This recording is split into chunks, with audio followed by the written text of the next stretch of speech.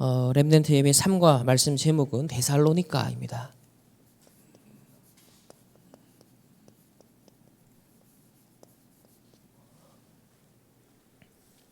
지역명을 제목으로 주셨을 때 이유가 있지 않겠습니까? 이번 주 우리 전도 캠프를 마쳤습니다. 근데 계속 전도 캠프를 지속해야 나가야 되는데 캠프는 한 지역을 결정하고 하나님께서 그 지역에 준비하신 계획이 무엇인지를 계속 인도받아 나가면서 발견하고 누리는 것이죠. 오늘 바울 팀이 이 데살로니가라는 지역에 회당을 파고들었습니다. 이곳에서 지금 캠프가 벌어지는데 이게 후속 사역으로서 저희들이 인도받을 부분을 오늘 이 데살로니가에 했던 바울의 캠프를 통해서 함께 우리 좀 말씀 붙잡고 인도를 받아 나가야겠습니다. 자, 그러기 위해서 먼저 서론에서 생각할 것은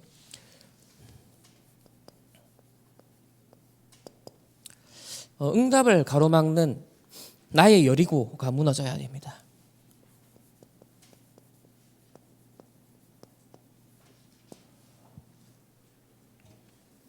하나님이 24시 응답 주시는데 문제와 사건 속에서도 응답을 주시는데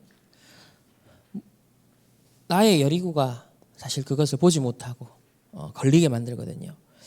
이 데살로니가에 있었던 하나님의 역사가 우리 렘넌트들에게 체험되려면 첫 번째로 어떤 이유도 핑계도 없어야 됩니다.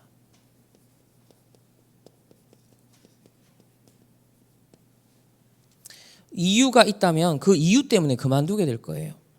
핑계가 있다면 그 핑계 때문에 지속하지 못할 겁니다. 또 계산, 동기를 다 버려야 됩니다.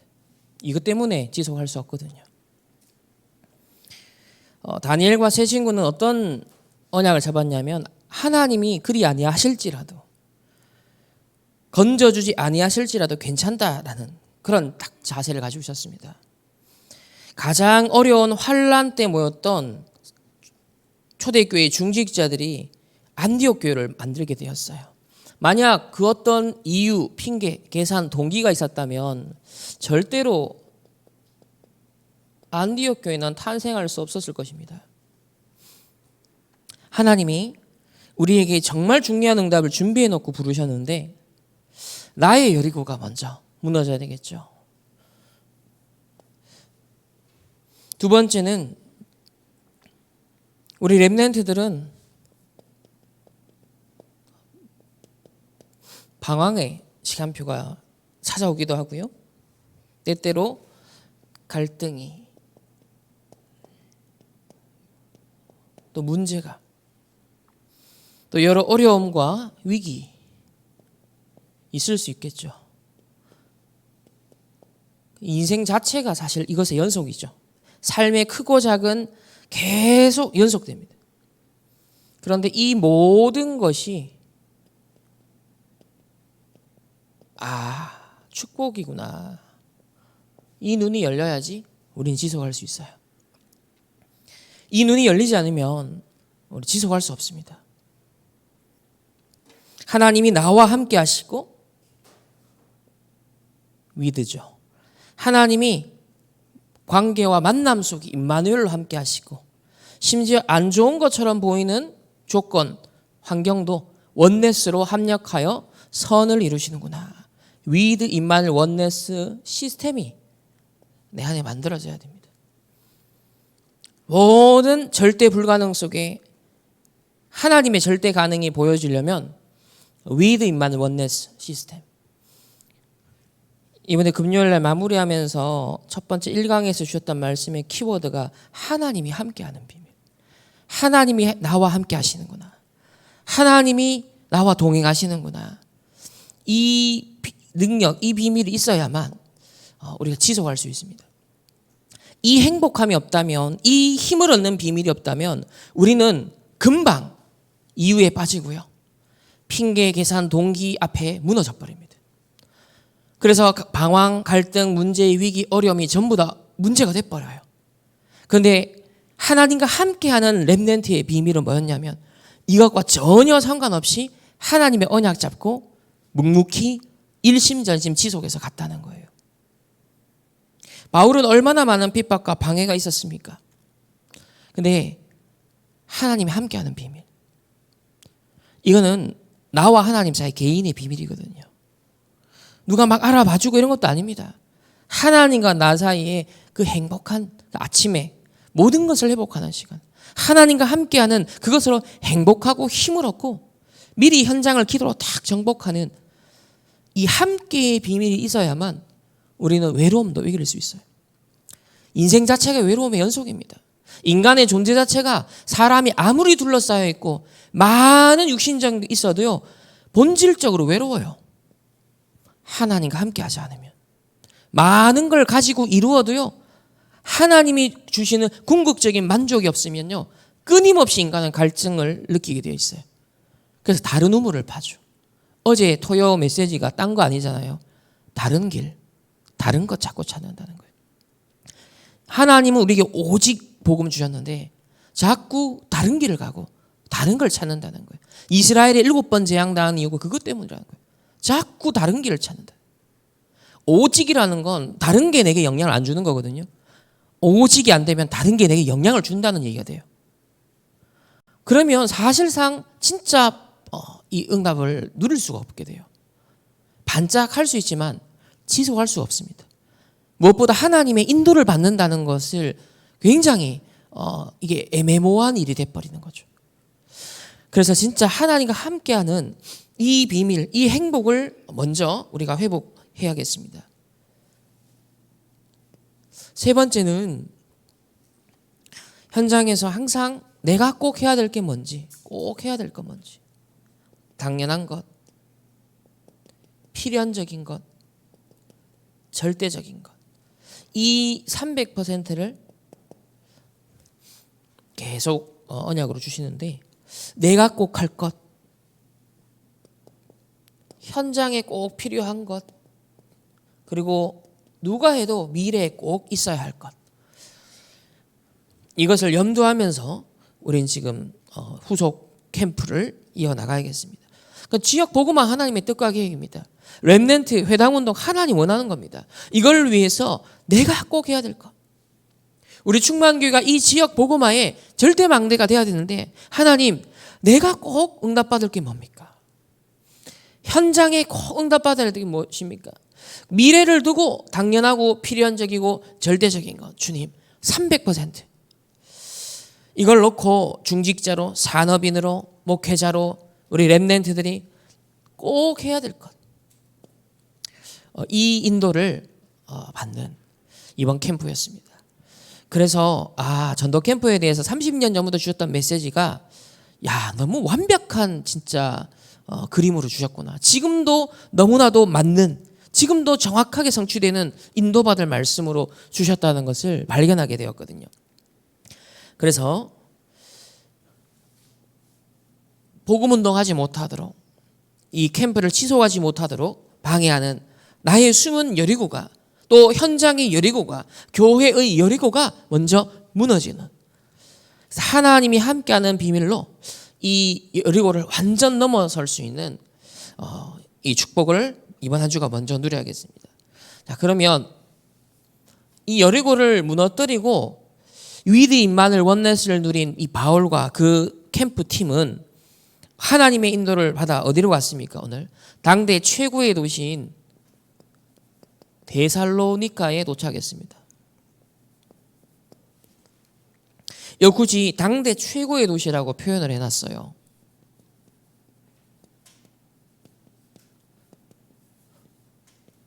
한마디로 데살로니가에 대한 현장 분석이에요. 당대 최고의 도시. 그러면 세 가지 나라의 관점에서 한번 볼게요. 세상 나라 관점에서 의식주 중심으로 이 데살로니가는 어떤 중요한 곳이었냐. 첫 번째로 마게도냐 전체의 정치적, 행정적 수도 역할을 했습니다. 아주 중심지였어요. 로마의 속주인 마게도냐의 수도. 그런데 이 데살로니가라는 도시는 자유도시였습니다. 되게 독특하죠. 로마에 속해 있는 마게도냐인데 거기에 수도인데 데살로니가는 자유도시였어요. 그리고 자치권도 허용이 된 곳이었습니다. 그 말은 이 도시 분위기가 어떠냐? 굉장히 로마와 친한 거예요. 친로마. 그리고 황제에 대해서 굉장히 우호적인 입장을 가지고 있었습니다. 그러니 이 도시를 억압하거나 또 군대를 보내가지고 통제하거나 그럴 필요가 없을 만큼 굉장히 자유가 허용되었던 곳이에요. 바울이 이곳을 갔다는 건 어떤 의미가 있을까요? 또 이곳은 항구 도시였습니다. 육로만 있는 것이 아니라 항구 도시여서 굉장히 활동할 수 있는 범위가 넓었어요. 또 무역과 상업이 아주 발달했죠. 그만큼 다양한 종류의 장소의 사람들이 동시에 유입되는 곳이었습니다. 굉장히 황금어장이죠. 특히나 전도자도 언급하셨죠. 로마와 동서를 연결하는 군사도로와 상업도로가 관통하고 있었습니다. 아주 유명한 군로, 상로. 이게 데살로니가를 관통하여서 저 로마와 그리고 저 동쪽 지역을 연결해 줬다는 거예요. 그러니까 세상 나라 관점에서 보면 이 의식주 문제 해결하는데 최고의 그런 황금어장이었습니다. 많은 사람들이 오는 곳이었죠. 그만큼 많은 인재와 후대들도 오는 곳인 거예요. 거기에 유대인 회당이 있다는 거. 유대인들도 돈 버는데 뭐 있잖아요.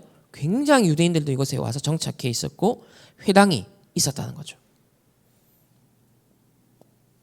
자, 두 번째는 그러면 보이지 않지만 물론 눈에 보였지만 복음 가진 전도자만이 진짜 이게 문제구나라고 볼 수 있는 사단의 나라. 이거는 네피림화된 것을 보는 겁니다.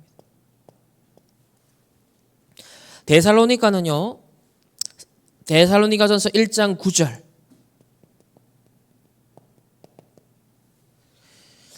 바울의 이 서신서에 이런 말이 나옵니다. 너희가 어떻게 우상을 버리고 하나님께로 돌아왔는가?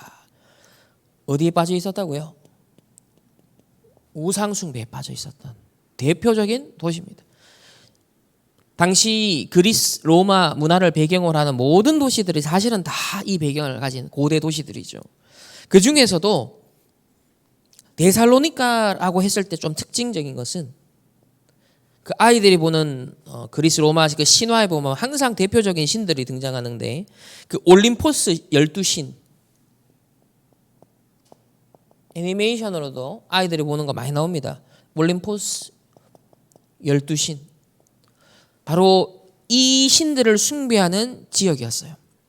불과 몇십 킬로 떨어져 있어서 올림포스 산이 있었던 곳이에요. 아주 유명한 곳이죠. 그리고 데살로니가의 지역 수호시인 카비루스 신비주의 종교에 빠져 있었습니다. 카비루스. 거기에다가 황제 숭배도 아주 심했어요. 또 각종 신비 종교, 점술, 마법 이런 것들이 성행하고 있었습니다. 오늘날 시대가 점점 이 네피림화 되어가는 흐름. 이 데살로니가를 보면 고대 세계가 이랬구나. 지금 영적으로 똑같이 그 흐름으로 가고 있거든요. 그러니 KBS 다큐 2년 동안 제작한 그 대기획 다큐가 이번 주 마무리되었습니다. 4편까지. 1편이 언약이었어요. 2편은 초대, 3편은 말씀, 마지막 4편이 마음이었어요. 결국은 PD들의 의도는 이 4편을 향해 있었거든요. 마음. 뭐가 연결시키느냐? 세월호 죽은 사람들, 이태원 죽은 아이들, 그 부모님들, 일본에도 그 일찍 낙태나 혹은 유산으로 잃어버린 아이들에 대한 이 모든 슬픔을 담아서 그것을 애도하고 위로하고 위안하는 매개체로서 뭘 세우느냐? 지장보살상, 마리아상, 어떤 종교적인 매개체들을 성물, 사람들의 마음을 받아내고 사람들의 눈물의 슬픔의 위로를 전하며 그러면서 먼저 가버린 자기 자녀들에 대한 그 그리움을 표현하며 남은 자들의 슬픔을 애도해주는 그 모든 것이 집결된 것이 우상숭배화되는, 네피림화되는 그 무속인들이 상담자가 되고 위로해주고 눈물을 흘려주고 그걸 애도하는 위령제를 해주고 하는 이 구조나 이번에 성물이라는 주제로 KBS에서 4편의 다큐를 이번에 방영한 것이나 현장의 상태가 똑같다라는 걸 볼 수 있었어요. 그러니까 가장 사람들이 오늘날 취약한 그 감성, 상처, 자기 위안 속에 빠져있는, 다시 말하면 창세기 3장에 나거든요. 나에게서 절대 벗어날 수 없는 그 상태와 무엇을 연결시키느냐? 우상 숭배랑 연결시켜버려요. 무속과 연결시키는 구조가 지금 이 시대에 형성되고 있습니다. 딱 현대판 데살로니가와 같다는 거죠. 그래서 세 번째로 하나님의 나라. 이곳에 유대인 회당이 있었는데요. 그곳에 예비된 자가 있었던 거예요. 예비된 후대들이 있었던 거예요. 바울이 3주간 이곳에 빛을 비추는 전도 캠프를 합니다.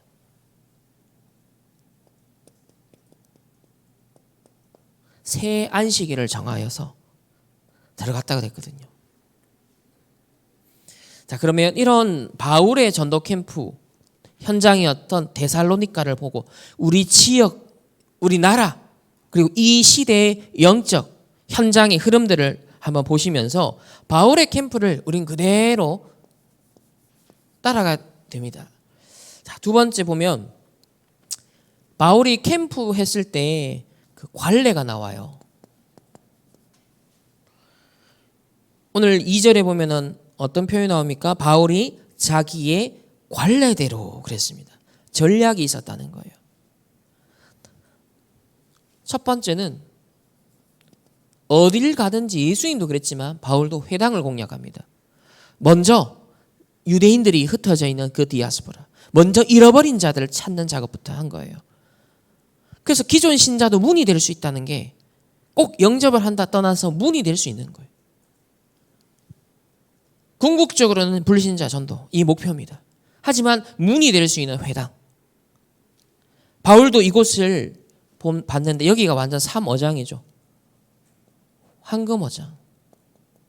근데 복음이 없어진 유대인 회당이니까 사각지대, 재앙지대가 되고 있어요.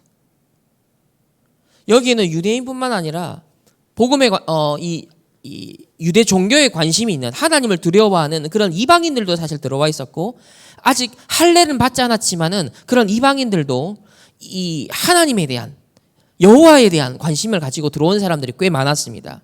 그렇기 때문에 이곳은 유대인들만의 현장이 아니라 선교의 현장이기도 했고 이방인들이 들어오기도 하는 현장이었어요. 근데 이곳에서 복음이 선포되는 게 아니라 구약의 율법만 계속 읽혀지니까 하나님 그리스도가 이 땅에 오셔서 성취된 그것으로 재해석하여 복음이 증거돼야 되고, 왜 복음이 필요한지 당연 필요한 절대성이 선포돼야 되는데 그게 안 되고 있었던 거죠. 그러니 사각지대, 재앙지대 되고 있었던 곳이었습니다. 그래서 바울이 이곳에 들어가서 오늘 성경을 가지고 강론을 하며 뜻을 풀어 그리스도의 당위성을 딱 설명하는 오늘 그 캠프의 현장이 되거든요. 그래서 바울은 어떤 관례를 가지고 있었느냐?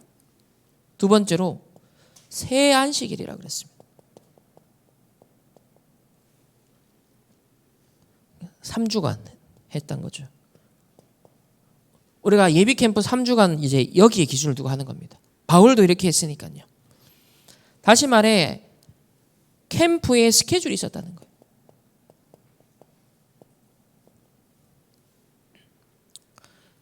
이제 후속 캠프도 우리가 이 스케줄을 가지고 계속 반복할 거예요. 이번에 주셨던 모든 메시지를 가지고서 계속 반복하면서 각인시키고 완전 망대를 세워나가는 우린 그런 스케줄 속으로 지금 들어가야 됩니다.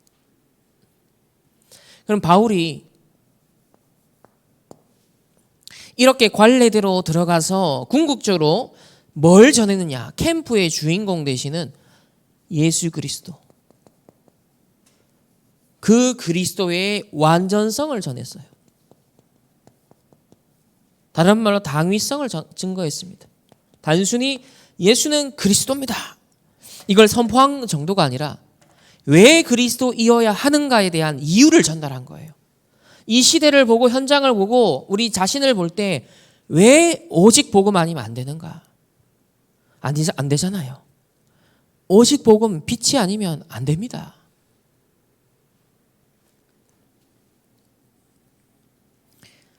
사도행전 17장 3절에 그리스도가 해를 받고 죽은 자 가운데서 다시 살아나야 할 것을, 그리스도가 죽고 부활하신 것에 대한 당연성, 그것을 증언했다는 거예요. 너희에게 전하는 이 예수가 곧 그리스도라.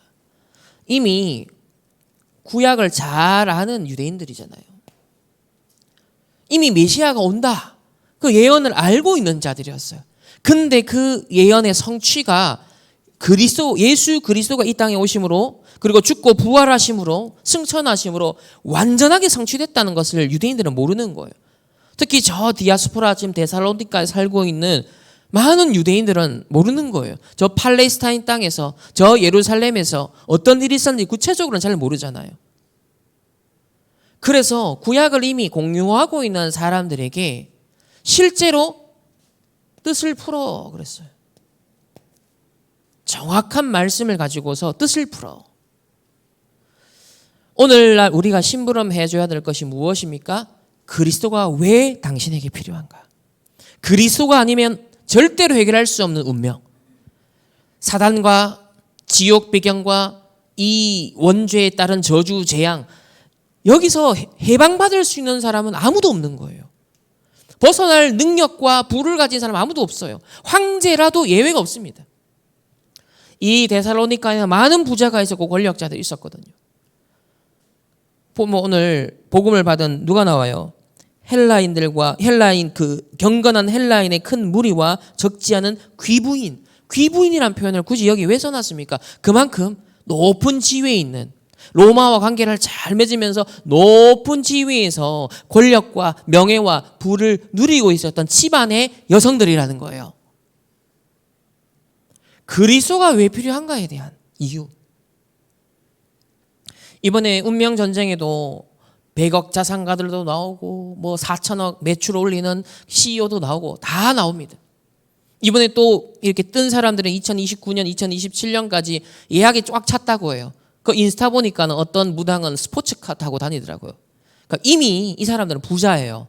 돈을 쓸어 담고 있는 사람들이에요. 그 정도로 스타니까 여기 출연도 할 수 있었던 거겠죠. 그래 본들 그 사람 자신의 운명을 해결 못합니다. 그 사람이 가장 두려워하는 가정과 가문의 대물림, 영적인 세력, 이길 수가 없는 거예요. 왜 그리스도가 필요합니까? 지금 계속 전쟁이 일어납니다. 세상은 갈수록 재앙으로 빠져갑니다. 그러면서 미래에 대한 불확실성, 두려움, 그거에 대한 위안과 위로의 도파민을 제공해주는 창세기 3, 6, 11의 콘텐츠와 책들, 노래들은 계속 팔려나갑니다. 사람들의 상태는 더 악화되어 가죠. 더 나에서 못 빠져나와요. 하나님의 위로가 아닌 이상 절대로 사람의 위로, 세상의 위로는요, 나의 영적인 문제를 더 강화합니다. 창세기 3장을 더 강화시킵니다. 절대로 운명에서 못 빠져나오도록 사단의 함정 올무틀에 매이도록 이제는 어디까지 가요? 그걸요 자연스럽게 우상 숭배로 연결시켜버려요. 나의 이 비어있는 부분을 채워줄 수 있는 매개체로서 성물이라는 것이 이제는 아예 공식적인, KBS가 우리 세금으로 돌아가는 거예요. 국민들의 세금으로 만든 콘텐츠가 성물이라는 우상 숭배를 조장하는 이런 수준 있는 콘텐츠로 지금 만들어지고 있는 시대입니다. 완전 데살로니가 현장이에요. 이걸 분별을 하셔야 돼요. 얼마만큼 영적으로 지금 시급해지고 있고 얼마만큼 지금 현장이 심각해지고 있는지 아셔야 됩니다. 기가 막히게 속이고 미혹하잖아요. 우리 어제 그 4편을 대청부 모여서 봤거든요.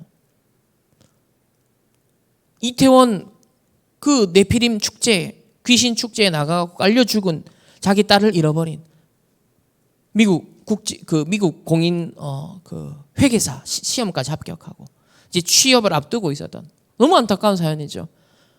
그래서 그 부모님을 늘 방에 가가지고 애들 그 딸 물건 하나도 못 버려요. 사진부터 해서 몸벽에 다 도배되어 있고요. 마리아상 해서 아예 제단도 모셔놨더라고요. 그 앞에서 매일 밤 무릎 꿇고 기도하고 아버지는 또 딸 생각나면 술 마시고 들어와가지고 그 방에서 막 뭐냐면 이 고리를 못 벗어나는 거예요. 계속 돌고 도는 거. 근데 거기에 각 종교들이 위로라는 이름으로 접근해서 뭔가를 주고 행위를 하게 만들고 하는데 전부 다 우상숭배인 거예요.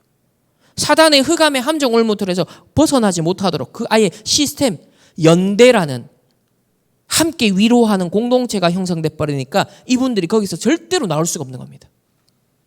완전 함정 올무틀이구나. 사단의 12가지 전략. 그리스도의 완전성. 하나님 우리에게 주신 복음 기쁜 소식이 이거예요. 이게 빛이거든요. 첫 번째로 왜 그리스도를 약속하셨죠? 영세전 그리스도. 이유가 뭡니까? 아담 이전에 사단이 출현했다는 거예요. 이 에덴 동산이 지어지기 전에 사단이 활동했다니까요. 그리고 저와 여러분이 태어나기 전에 이미 창세기 3장 사건으로 인하여 원죄가 되물림되도록 되는 운명에 우리는 처한 겁니다. 출생 전에 이미 원죄 사건, 창세기 6장 11장 그것이요 우리에게 인류에게 그대로 각인되어 있어요. 그게 살아가면서 완전 뿌리 내리고요. 완전 삶의 운명이 되게 만들어요. 그러니까 인생들이 태어나 살아가면서 강화되는 창세기 3장, 6장, 11장의 이 문제는 우리가 태어나기 전부터 이미 있었던 문제인데 우리가 태어나 살아가면서 그게 발현되고 강화되고 그 운명에서 그냥 살다가 죽도록 만드는 그게 사단의 속임수거든요. 이게 인류를 기만하고 있는 사단의 전략이거든요. 근데 이 사건은 그 어떤 인간도 종교도 해결할 수가 없는 이유가 뭐냐?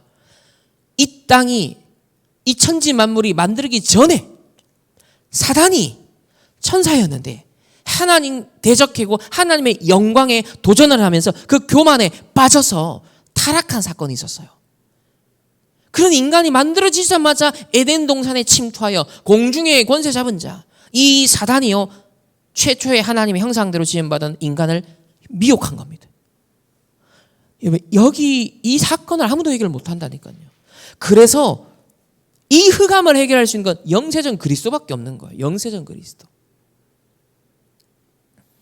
그래서 흑암과 혼돈과 공허에 빛이 있으라 하시니 빛이 있었고 우리 인생에 흑암, 혼돈, 공허에 완전 무질서. 근데 빛이 비춰지면 질서가 딱 잡혀요. 하나님 형상이 딱 회복됩니다. 그렇지 않으면 이 빛이 없으면 끊임없이 방황하고 혼란 가운데 빠져들어야 돼요. 세상이 주는 거, 네피림이 주는 그 답인 줄 알고 임시방편으로 그때그때 자꾸 잡는 무화나뭇잎으로 아담과 하와가 자기 치부를 끊임없이 가렸던 것처럼 그러나 하나님이 대신 지어주시는 가죽옷은 뭐였어요? 매일 입어야 되는 거였어요. 매일. 우리가 매일 무엇으로 덧입혀야 돼요? 피가 철철 넘치는 그 가죽옷을 입고 살아가야 되는 겁니다.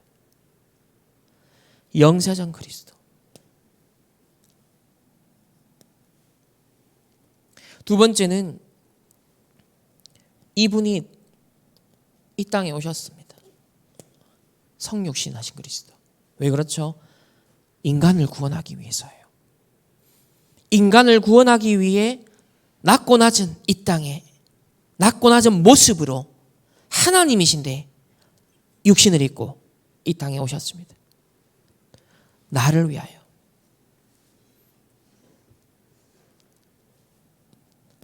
세 번째로 고난당하고 죽으시면 끝나면 안 되죠. 반드시 부활하셔야 됩니다. 부활하셔서 우리에게 권세 있는 그 이름을 주셨습니다. 기도 응답 받을 수 있는 이름을 주셨습니다. 부활하셨다는 것은 지금 우리와 성령으로 함께 하신다는 거예요. 그리고 이 지상 사역을 마치고 천상에 가셔서 천상 사역을 지금 하고 계십니다. 성령을 통해 말씀을 통해 전도자를 통하여서 전 세계 복음화를 이뤄나가고 계시죠. 그래서 그리스도 이름 하늘과 땅의 모든 권세를 가진 그 이름을 우리에게 주사 인도받도록 응답받도록 축복해 주셨어요. 그게 부활하신 그리스도입니다. 모든 고난과 죽음, 사망 권세를 깨뜨리고 일어난 거예요. 그러니까 부활하신 주님이 우리의 무슨 배경이 된다? 내가 어떤 문제와 어려움과 사건 속에서도 절대 불가능 속에서도 부활의 능력으로 우리가 일어설 수 있는 거예요. 그래서 우리에게 일어나 빛을 발하라라고 하시는 겁니다. 어떤 이유와 핑계와 계산 동기, 방황, 갈등, 문제, 위기, 어려움 속에서도 우리가 일어나 빛을 발할 수 있는 근본적인 전제는 부활하신 그리스도가 지금 나와 함께 하시기 때문이에요. 여기에 대한 확신. 네 번째는 다시 오실 것을 약속하셨습니다. 재림주 그리스도. 그리고 이 땅에 재림주 오실 때까지 복음이 땅끝까지 증거될 것을 약속하셨어요. 세계복음화. 확실한 미래. 사람들은 지금 미래에 대한 불안으로 지금 어딘가는 집착하고 빠져듭니다. 중독되고 휩쓸려가고 있습니다. 근데요, 우리는 재림의 소망이 있고요. 그리고 세계복음화 궁극적으로 성취될 것이라는 확실한 변하지 않는 방향성. 지금 전쟁과 테러가 계속 세상에 일어나 상관없이 세계복음화 성취되는 쪽으로 흘러간다는 사실. 그 구속사 성취의 방향성을요, 놓치지 않으면 돼요. 재림주 그리스도. 그리고 인간은 영원한 존재입니다. 우리의 영혼은 영원하죠. 천국, 지옥, 배경도 영원합니다. 이 영원한 문제를 해결하기 위해서 심판주 그리스도. 영원한 천국이냐, 영원한 지옥이냐, 우리의 영혼의 운명을 심판하시는 분 누구다? 그리스도입니다. 심판주 그리스도. 이렇게 영세 전부터 영원까지 책임지시는 그리스도. 이제 나타나신 바 된 복음운동. 이걸 위해서 저와 여러분이 부름받았고 지금 전도 캠프하는 인생으로 하나님 부르신 겁니다.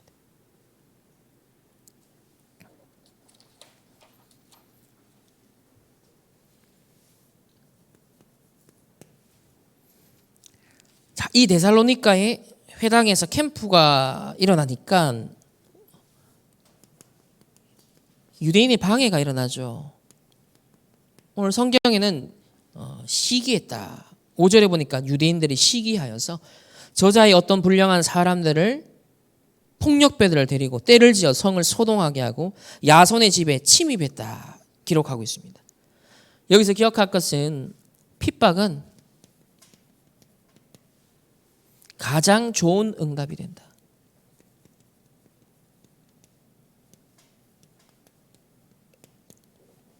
왜 그렇죠? 문제, 어려움, 위기 와봐야 진짜를 알잖아요. 우리 단체도 막 뒤흔드는 사건들이 일어나봐야 내가 오직 됐는지 안 됐는지 확인되잖아요. 저 사람이 우와 뭐 대단한 분인 줄 알았어요. 흔들흔들 어느 날 사라지고 없어요.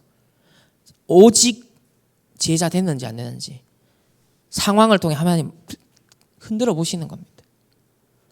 절대 제자인지 아닌지, 잠시 쓰임받다 많은 사람인지 하나님 그걸 통해 달아보시는 거거든요. 핍박을 통해서. 여러분의 정말 난 전도 캠프 하겠다. 나는 일평생 이 빛을 비추는 전도자의 삶을 살겠다. 어려움, 문제, 갈등, 위기 그걸 넘어서야 돼요. 중요한 테스트거든요. 거기에 걸려면 안 돼요. 가장 좋은 응답을 하나님 예비하셨다. 나의 영적 상태도 점검되고요. 상대방도 알 수 있어요. 오직으로 해답과 결론이 났는지 안 났는지. 그래서 오히려 유대인의 시기, 질투, 현장의 그런 거부적인 반응을 통해 우리는 뭘 깨달아야 되냐면 이 복음운동하고 회당운동하는 것은 영적 전쟁이구나. 이걸 깨달아야 돼요. 우리 지금 캠프를 하고요. 또 AI 후대를 위한 지금 회당 운동을 하고요. 이게 단순히 그냥 뭐 애들 모아서 교육하고 이거 아니에요. 이 지역의 여리고를 무너뜨리고 후대 운동을 가로막는 모든 흑암을 무너뜨리는 영적 전쟁입니다. 종교로서는 절대로 답주지 못하는, 유대인들은 절대로 답주지 못하는, 거기에 그리스도의 완전성으로 빛을 비추어서 지금 개인과 가정과 이 사회와 이 나라와 전 세계가 지금 어디에 사로잡혀가고 있는지를 딱 보며 그걸 해방시켜줘야 돼요. 사단의 함정을 무트리요, 완전 개인부터요, 전 지구를 지금 사로잡아가고 있습니다. 이 흐름이 보이거든요. 이걸 놓고 이 지역에서부터 흑암의 고리를 깨뜨려 나가는, 여리고를 무너뜨려가는 영적 전쟁을 우리는 지금 선포하는 겁니다. 하나님 저에게는 먼저 3단체 연장을 미션으로 주셨어요. 이건 제 의지와 상관없는 거였어요. 고등학교 1학년 때 유대인 연구하라 미션을 주어졌고 유학 현장에서 3단체를 보게 하셨고 보면 볼수록 야, 세상에 흑암의 나라, 사단의 나라 대단하네. 그러니 문화, 세계관 이런 것들이 눈에 들어오기 시작한 거예요. 사전에 예방하는 것이 더 중요하구나. 이 3단체가 결국은 각 개개인에 다 파고들더라고요. 음악으로, 위로하는 메시지로, 여러 가지 지식과 이론으로, 사상으로 들어가요. 개인의 흑암망대가 딱 돼 있어요. 그래서 그걸 완전 사로잡히는 거예요. 못 빠져나옵니다. 그러면 우리의 영적 전쟁은 그렇다. 그러면 이 지역도, 우리가 교회가 있는 이 지역에 있는 후대와 사람들도 마찬가지, 우리 성도들도 마찬가지예요. 모든 사단이 준 메시지, 창세기 3장 메시지, 창세기 6장 11장 메시지, 완전 그걸 깨뜨리는 영적 전쟁을 하는 겁니다. 그게 복음의 빛을 비추는 캠프예요. 교회가 있어야 될 사명은 그것밖에 없습니다. 어제 목회자의 마지막 사명 주셨잖아요. 성도들이 틀린 각인 뿌리 체질 속으로 결국 간다. 이걸 완전히 깨뜨려줘야 된다. 이걸 완전 망대 바꿔줘야 된다. 이걸 완전 절대 망대로 바꿔줘야 된다. 이게 목사님들의 마지막 사명이다. 우리 금요일에 봤던 메시지에도 그 부분을 얘기하신 거예요. 결국은 우리가요, 메시지를 그냥 참고용으로 받으면 안 돼요. 그냥 단순히 자료로도 받으면 안 됩니다. 생명으로 받아야 되고 시급하게 받아야 되고, 이스라엘이 7번 재앙당할 수밖에 없는, 후대들이 눈물을 흘릴 수밖에 없었던 그 정도로 생명과 죽음을 좌우하는, 재앙이냐 성교냐를 좌우하는 엄청난 것을 하는 우리 이 시대에, 그래서 로컬과 파라가 하나 되어 뭘 하기를 원하시는가, 그걸 우리의 가슴으로 받아야 되거든요. 그렇구나. 그것 때문에 우리가 하나님과 함께하는 비밀이 얼마나 소중한지, 이 임마누엘의 비밀을 누리는 것이 얼마나 중요한 것인가. 여기에 대한 감사와 감격과 행복한 누림을 사단은 계속 놓치게 만드는 것이구나. 그걸 딱 저는 메시지 딱 들으면서 그게 발견되더라고요. 그렇지. 늘 우리의 가슴 속에 살아있어야 될 건 하나님과 함께하는 것으로 행복한 것. 하나님이 지금 우리와 함께 하시는 모든 우리의 환경이, 모든 상황이, 그래, 하나님의 주권 속에 하나님이 함께 하시는 방법이구나. 때로는 핍박도, 때로는 안 좋은 환경도 우리는 그것 때문에 괴로워하고 슬퍼하고 후회하고 스트레스 받고, 우리는 늘 그 사단이 준 선순환 구조가 아니라 완전 그냥 더 딜레마에 빠지는, 거기서 완전 벗어나는 게 뭡니까? 하나님이 나와 함께하는, 하나님이 나와 함께 동행하신다면 한 번도 실수하지 않으시는 하나님이, 모든 걸 합력하여 서누르시는 하나님이, 여러분 이 행복, 이 비밀을 딱 찾는 순간 빠져나오거든요. 그렇지 않으면 여지없이 또 나 중심으로 돌아가고요, 내 감정으로 돌아가고요, 선악을 분별하는 게 아니라 선악을 판단하는 주체가 돼버리고요, 다시 말하면 내가 주인 되는 거죠. 이게 창세기 사단이 준 3단체 메시지입니다. 여기서 벗어나야 됩니다. 그래서 문제와 위기와 어려움과 여러 가지 핍박을 통해 하나님은요, 가장 좋은 응답, 오직이 되게 하신다는 것을 기억하셔야 돼요.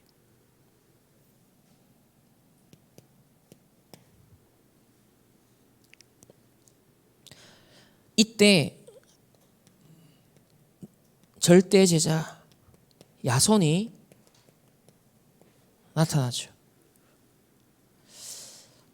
대부분의 유대인들 언약 놓쳤습니다. 그런데 언약을 깨달은 소수의 렘넌트가 언제든지 그 흐름을 이어갔죠. 오늘 이 데살로니가의 절대 제자로 절대 망대로 세워진 사람이 야손이었습니다. 7절에 보니까 야손이 그들을 맞아 들였도다. 그러니까 이 바울 팀은 먼저 빠져나가고 모든 혐의를 뒤집어 쓴 게 누구였냐면 야손이었어요. 야손이 그들을 맞아 들였도다. 지금 분위기가 그 지역에 있는 친로마 편에 서 있는 사람들이 오늘 여기 보면 다른 임금 곧 예수라 하는 이가 있다. 아니 가이사 황제 로마의 황제를 높이고 있는 이 지역에 다른 임금 예수 이런 식으로 유대인들이 몰아가면서 분위기를요 막 조장한 거예요. 그러니 무시무시한 겁니다. 황제의 눈에 나면 저 도시는 안 되거든요. 어느 도시보다 거기에 대한 예민한 도시예요.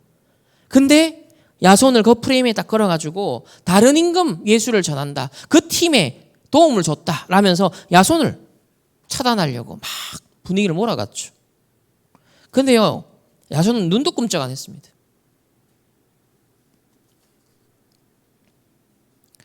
결국은 보석검을 주고 풀려났어요. 보석검 줄 정도면은 상당히 아마 경제적으로도 성공을 했다라고도 볼 수 있겠죠. 어쨌든지 전도운동, 선교운동하고 렘넌트 운동을 하는데 이렇게 하나님이 절대 제자가 있다는 걸 뭘 통해 알 수 있어요? 유대인들이 시기하여 핍박하는 걸 통하여 그걸 통과하여 알맹이가 탁 나오는 거예요. 열매가 탁 드러나는 겁니다. 왜냐하면 바울은 새 안식일 3주 캠프 했지만 그 캠프를 통해 세우신 절대 제자를 통해서는 지속 캠프가 되는 거거든요. 이게 더 중요해요. 3주 캠프를 했지만 뭐가 중요해요? 지속할 제자, 지속할 망대가 서는 게 더 중요한 거예요. 이번에 우리 몇몇 권사님들 중직자분들의 현장을 밟았고 연결해서 했잖아요. 더 중요한 건 뭐예요?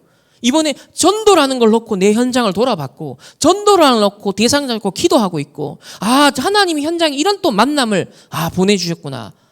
하나님이 시간표를 예비하시는구나. 전도를 놓고 계속 도는 거 현장을.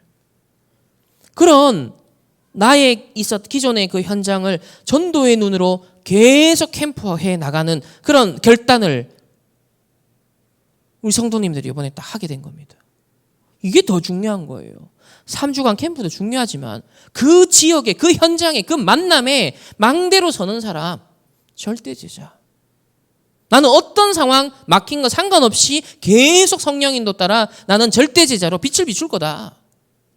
나는 일평생 전도자로 살다 간다.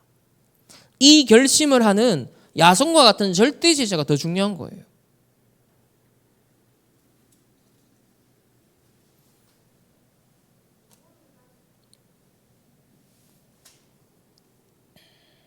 결론입니다.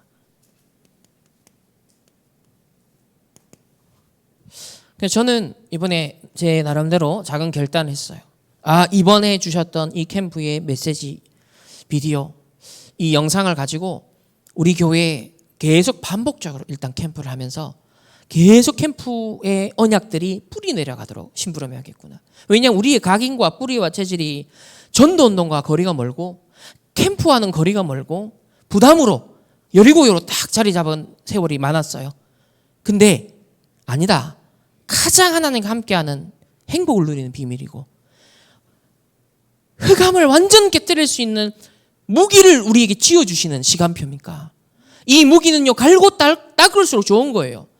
방어 무기, 공격 무기 딱 구별해가지고 내가 무장될수면 될수록 좋은 거예요. 그래서 이번 캠프로 주신 이 언약을 우리 교회의 캠프로 주신 무기다 이거. 이걸 우리 지역 복음화를 위해 하나님 인도하신 발걸음이다.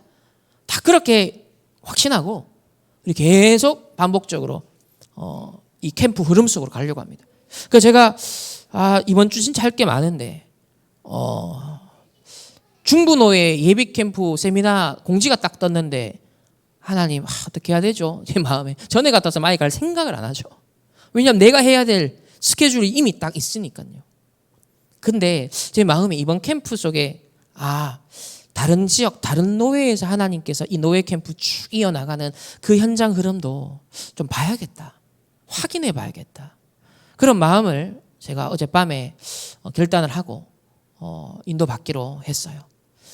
오히려 그렇게 딱 마음 먹으니까 더 물리적 시간은 그만큼 빼앗긴다 생각할 수 있지만 오히려 그게 아니라 시공간을 초월하여 성령이 역사하시고 시공간을 초월하여 우리 성도님들에게 역사하시고 시공간을 초월하여 우리 충만교회도 동일하게 성령께서 역사하실 것이다. 그래서 결국 주의 종들의 결단이 우리 성도들의 삶의 응답으로 다 교회의 응답으로 다 연결되잖아요. 그렇게 저 마음 먹고 제 나름대로는 부교육자로서 나는 절대제자로서 이 캠프가 우리 교회에 뿌리 내리도록 이 언약이 전달되도록 이 현장의 하나님의 역사의 흐름이 우리 교회에 딱 전달되고 우리 성도님들의 현장에 계속 흘러 들어가도록 하는 일에 내가 할 수 있는 당연, 필연, 절대적인 거 300%. 그게 이제 제가 지속해야 될 지금 캠프의 망대라고 생각을 합니다. 그래서 결론은 지금 우리 회당운동 언약 잡았잖아요. 렘넌트 지금 회당운동 하려고 하는데 여기에 여리고를 무너뜨려야 돼요. 오랫동안 후대운동 일어나지 않도록 렘넌트 운동 일어나지 않도록 새생명운동 일어나지 않도록 재생산, 재창조, 재도전이 일어나야 되는데 이게 오늘 우리에게 일어나지 않도록 사단이요 꽉 잡고 있는 부분 그 여리고 완전 깨뜨리게 돼요. 그 작은 시작과 도전이 이제 우리 AI 교육이라는 걸 매개체로 삼아 사실은 불신자 그리고 그 배경에 있는 부모까지 놓고 지금 기도하고 캠프하려고 하는 거예요. 그럼 사단은 얼마나 이걸 싫어하겠습니까? 그렇죠? 이 지역에 후대에게 복음의 빛을 비추겠다. 그것도 불신 현장에 복음의 빛을 비추어야겠다. 마음을 먹으니 사단은 얼마나 벌벌 떨겠습니까? 벌벌 떨게만 만들지 말고요. 아예 완전히 제압할 정도로 우리가요 확신 가운데 빛을 비춰야 되는 거예요. 믿음으로 제압하시길 바랍니다. 미리 흑암을 결박하시길 바랍니다. 하늘 군대가 총동원되게 하사 이 지역의 후대운동을 가로막는 모든 흑암과 여리고가 무너지게 하여 주옵소서. 모든 내 앞에 놓여있는 하나님 요단강이 갈라지는 하나님의 역사에 믿음의 발을 내딛게 하여 주옵소서. 결단. 이번에 강 목사님도 계속 조장 목사님도 계속 강조한 게 뭐예요? 결국은 하나님 언제 역사하느냐? 진짜 결단할 때. 진짜 결단할 때. 결단은 뭐예요? 뒤 안 돌아보는 겁니다. 그냥 오직 가는 겁니다.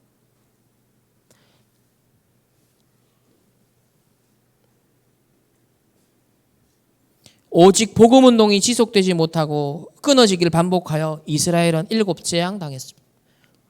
후대들이 많은 눈물, 고통 당해야 됐습니다. 어제 토요 훈련의 핵심이 그였죠. 복음 아닌 것 자꾸 잡는다. 다른 것, 다른 길 간다. 후대들에게 지금 그게 심겨지고 있거든요. 유튜브를 통해, 세상 교육을 통해, 문화를 통해, 또래 친구, 부모를 통해 자꾸 복음 아닌 것, 다른 것. 사실 우리 어린 렘넌트들이 일주일 여기 교회에 와서 예배 30분도 채 안 됩니다. 근데 나머지 일주일 동안 뭘 접하고 있을까요? 학교에서는 뭘 들어왔을까요? 선생님을 통해, 부모님을 통해, 세상 문화를 통해 뭐가 각인되고 뿌리 내리고 체질되고 있을까요? 여러분 그걸 조금만 생각해 보면 아찔하지 않습니까? 사단이요 함정 올무 틀을 가지고 후대를 감싸기 위해서 서서히 작전을 지금 펴고 있는 흐름이 안 보이십니까? 그걸 기도로 무너뜨려야 돼요. 그걸 진짜 기도로 무너뜨려야 됩니다. 그리고 생을 걸고 우리가 후대 사역의 원네스가 되어서 결단해야 돼요. 붙어야 됩니다. 더 이상 우리 후대들이 자라나면서 신앙생활을 잃어버리고 그렇게 되지 않도록. 그리고 지금 기도 또 할 것은 신앙을 잃어버리고 교회화되지 못하고 현장에 있는 많은 청년들 있잖아요. 기도하셔야 돼요. 하나님이 그 구원받은 영혼이라면 언젠가는 시간표를 허락하실진데 주님 그 생각 마음을 지켜주시고 마음의 문을 두드려 주옵소서. 그걸 놓고 기도하는 팀들이 일어나야 돼요. 그걸 안타까워하고 함께 기도하는 그 팀도 일어나야 되는 거예요. 그래서 우리 교회 안에 다양한 종류의 캠프팀, 후대를 두고 기도하는 팀들이 막 곳곳에 일어나야 됩니다. 결단. 그래서 모든 불신앙의 여리고가 무너지는 시작이 되어질 줄 믿습니다. 첫 번째로 언약을 깨달은 소수의 렘넌트. 언제든지 한 사람입니다. 나 한 사람으로부터 시작되는 거예요. 내가 하나님 앞에 결단할 때 시작되는 겁니다. 그래서 성경은 그루터기 비유를 들고 있죠. 거기에 싹이 납니다. 순이 자라고요. 그게 나무가 되고요. 그게 어느 날 숲이 된다 그랬어요. 우리가 지금 작은 현장을 향한 도전을 하는 겁니다. 이제 이 캠프 이후로 우리가 하나님 앞에 결단 속에 각자가 현장에서 절대 망대로 내가 서는 캠프를 지속하기를 원하는 거, 그게요, 나 한 사람인 것 같지만 그게 그루터기예요, 여러분. 남은 자예요. 그게요, 거기서 씨가 자랍니다. 그리고 나무가 됩니다. 열매를 맺고요, 숲을 이룰 거예요. 이게 전도운동의 그림이거든요. 이 지역 복음화의 그림입니다. 두 번째로 작은 씨가 결국 큰 렘넌트 운동으로, 이 지역을 복음화하는 운동으로 많은 불신자들에게 전도하는 것으로, 이번에 캠프에 받았던 모든 언약 그 메시지가 그 씨거든요. 우리에게 30배, 60배, 100배 정말 옥토와 같은 영적 상태로 그 말씀이 내게 담겨지는 만큼 그것이요, 뿌리 내려가며 열매 맺고 30배, 60배, 100배 결실하는 시간표가 올 거예요.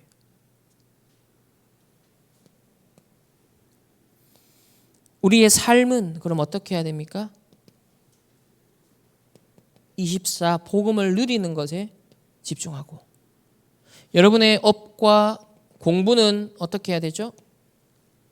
작품을 남기는 것이다. 그리고 여러분의 미래는 곧 선교입니다. 이 모든 응답이 2, 3, 7, 5천 종족 흘러들어가야 되죠. 그래서 2, 3, 7과 관계 있는 방향 잡아야 됩니다. 5천 종족과 관계 있는 방향과 학업이 돼야 앞으로 살아남는다 그랬어요. 앞으로 특히 지금 후대들은요, 2, 3, 7과 5천 종족과 관계없는 건 다 없어진다 그랬어요. 불과 5년 뒤면 직업의 판도가 완전 바뀝니다. 5년 안에 엄청나게 바뀝니다. 사람들이 생각하고 상상하는 이상으로 바뀌어요. 대비해야 됩니다. 대비. 미리 준비해야 돼요. 기성세대들도 이 AI 시대에 잘 적응할 수 있도록 필요해요. 우리 교회 내부에도 우리 기성세대들도 이 AI 시대 좀 교육을 같이 하면서 현장에서 여러분이 그걸 매개체로 답줄 수 있는, 왜냐하면 같은 입장이니까 그 기성세대들에게 여러분이 한 발짝만 앞서서 알고 있으면 알려주면서 마음 문 열고 관계 형성하고 도와줄 수 있는, 여러분이 이끌 수 있는 사람이 되는 거예요. 그런 전도운동의 목표를 놓고 교회 안에서도 이 교육이 필요해요. 지금 이런 걸 놓치면 결국은 한계에 부딪히고 후대운동 끊어지고 전도운동 끊어지며 현장은 재앙이 반복될 겁니다.